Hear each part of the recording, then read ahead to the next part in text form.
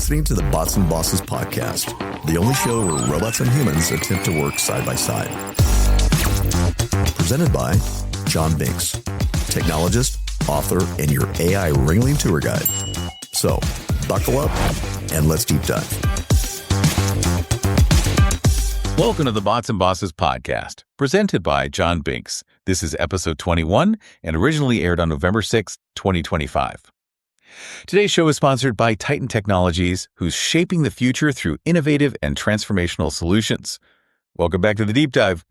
Our mission today is really to cut through some complexity for you.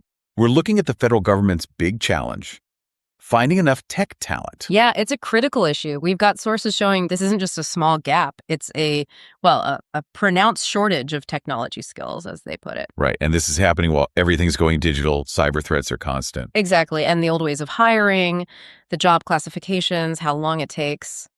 They're just not working for today's tech needs. They're misaligned. Seriously misaligned. It's more than just HR paperwork. It's about getting missions done. So you need the quick version of the fix. And it seems the Office of Personnel Management, OPM, they have a plan. Oh, yeah.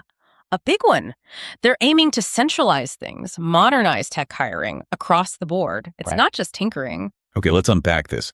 Where does OPM even begin with something this huge? Well, they're looking at it from three main angles. First, building the future pipeline. Getting talent in early. Early career folks. Yeah. Like interns, apprentices. Exactly. Interns, apprenticeships, entry-level roles, build that tech expertise from the ground up. It's about flexibility, longevity, not just fighting for senior people all the time. Makes sense for the long term. Yeah. But the need is now. Right. So what else? Right. So the second piece is maybe the most radical, centralized hiring. Meaning, instead of, say, energy, DOD, and EPA all separately hunting for the same cloud security architect. Which sounds incredibly inefficient. Totally. So OPM wants to consolidate hiring for these common high-demand tech roles across agencies. Shared talent pools, faster processes. Fewer silos, more agility across agencies. That's the goal. That's the idea. Act like one big employer for tech talent. Cut down hiring time from maybe months to weeks. Okay, efficiency sounds good. But the federal government is vast, diverse agencies, very specific needs. Does centralizing risk making it too generic? A bigger bottleneck? That's the tightrope walk. And it leads right into the third pillar. Modernizing the actual job architecture. The job descriptions themselves. Precisely. They know the old system, lumping a data scientist and a network engineer under one generic IT code. It just doesn't work anymore. It's outdated. So agile job families, what does that actually look like instead of those old rigid boxes? It means moving towards descriptions that reflect what tech work is today, more fluid. Think about the priority roles they're focusing on. Cyber, cloud, data science, AML. Skills that change constantly. Exactly. The job structures need to keep up. They need to accurately describe, say, what a zero trust engineer actually does. Zero trust. Can you give us the quick version of that for those not deep in security? Sure. Basically, it's a security model where you don't automatically trust anything inside the network. Every user, every device, every connection needs to be verified constantly. Okay, so not just building a wall around the network. Right. It needs engineers who get that continuous verification architecture, totally different skill set than traditional network security. The new job families have to capture that kind of specialization. Got it. So the centralized approach, combined with these modern job descriptions, is about getting those crucial skills deployed faster, where they're most needed, making government more resilient. That's the plan. And it sends a signal, that federal tech jobs might actually be dynamic, accessible. Which leads us to the philosophy behind all this. You mentioned an aha moment. Yeah, I think so. OPM Director Scott Cooper connects this to the White House push for merit-based hiring. But it's how he defines merit that's interesting. Okay, not just ticking boxes on experience. Less about that and more about adaptability. He's pushing this idea of hiring smart, capable people, folks with strong foundational skills who can learn. Learn quickly, especially with new tech like AI. Exactly. He basically says the idea that people can't learn complex new systems quickly, especially using AI tools, is, well, he called it a little bit of an anachronism. Wow. So hire for aptitude for learning ability, not just years served in one specific, maybe outdated system. Right. Hire the learning engine. The AI becomes a tool for self-education, for getting up to speed fast. That's a huge shift, moving away from measuring value by tenure towards measuring it by capacity for change. It is, but it needs a culture change to go with it. And that's the other big piece Cooper talks about. Yeah. Risk, or rather the fear of failure. The classic government challenge. Fear of that one audit finding, that one bad headline,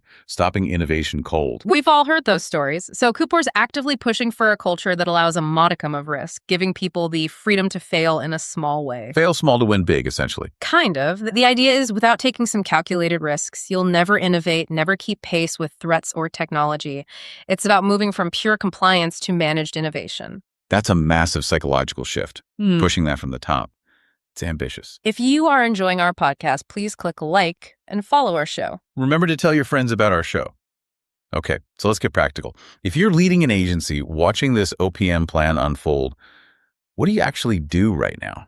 First step, a serious internal look. They need to map their current tech jobs against these upcoming OPM frameworks. Figure out what's outdated, what's missing, like the zero trust roles we talked about. Identify the gaps, basically. Yeah. And then what? Just wait for OPM to send candidates? No, definitely not. The second big thing is internal investment, upskilling and reskilling their current staff. You can't just hire your way out of this. Training on new tools, new security models, AI. Exactly. Keep the existing workforce relevant, adaptable. And third, they have to break down those agency silos, really coordinate with OPM and each other. Share those talent pipelines, recruitment plans. Yes, avoid duplicating effort. Agency CIOs really need to be talking, coordinating constantly now. Okay, that's agency leaders. What about HR? Their role seems like it's changing dramatically here. From processing paperwork to what? Strategic partnership, that's the key.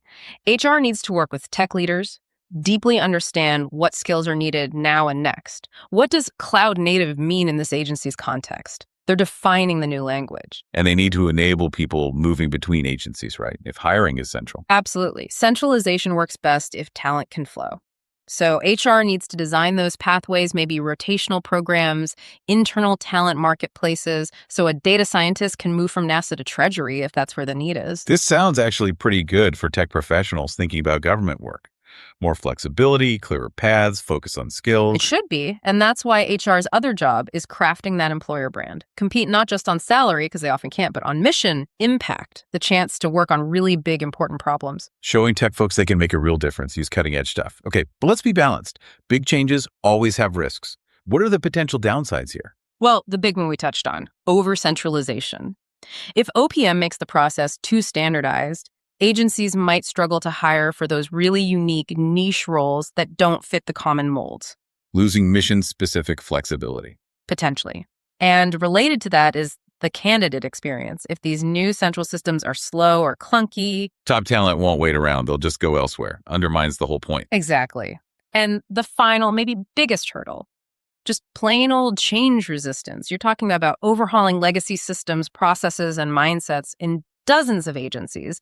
People are used to doing things a certain way. Especially changing that culture around risk we talked about. That's deep-seated. Very deep. It requires sustained leadership, clear communication, and probably some bumps along the road. So wrapping this up, this OPM initiative really feels like a pivotal moment. It's the government trying to strategically tackle its tech talent crisis, break down silos, and really connect hiring to national priorities like cyber and AI. And fundamentally redefining the federal tech worker as someone who needs to be constantly learning, adapting, using new tools. Which brings us to a final thought for you, our listener. We've talked about this push for continuous learning, this idea of allowing a modicum of risk, letting people fail small.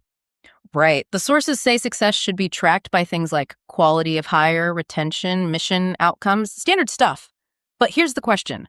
How do you really measure success when you're actively encouraging people to take risks and sometimes fail? Yeah, if failure is part of the process, how do your metrics reflect that? If you punish every small failure, you kill the very innovation you're trying to foster. Finding that balance between accountability and encouraging managed risk, that seems like the real test of whether this whole thing works. Something to think about. Today's show is human-inspired and powered with AI assistance. Be sure to visit us, www.botsandbosses.com. Remember, the bots are getting smarter, but you're still the boss.